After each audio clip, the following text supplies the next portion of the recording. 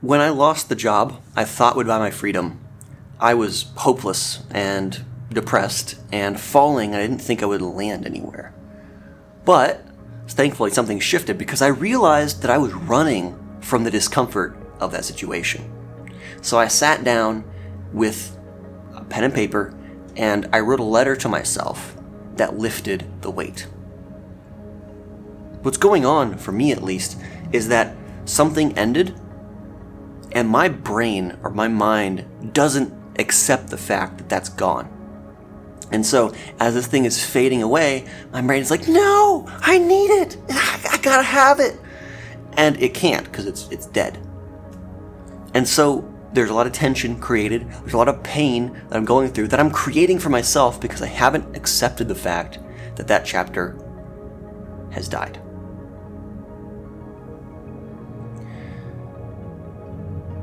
That one thing changed everything because 5 days later, I am excited again, more excited than I was before that chapter ended. I have a plan moving forward. And yeah, this one might fail too. And there's never ever a guarantee that any plan will work. But the thing is that I'm okay. And I've accepted the fact that that thing is done. And now I'm light enough to float up to the next thing. So for you, have you admitted to yourself that that chapter is gone? Or are you still holding on? Because before you let go of it, you're still holding on to literally dead weight that is holding you down. And unless you let go of it, unless you find a way to accept that where you're at now equals the end of that chapter, until you're able to accept that, you are glued to the floor. And yet you're trying to run, and it's painful. So no wonder we are doom scrolling at 3 a.m. and masturbating to porn and watching TV shows and playing video games and feeling empty inside. No wonder. Because we're trying to find a way to numb the fact that we're holding on to something that doesn't exist anymore. So, if you want to feel excited about the future again, here's what needs to happen.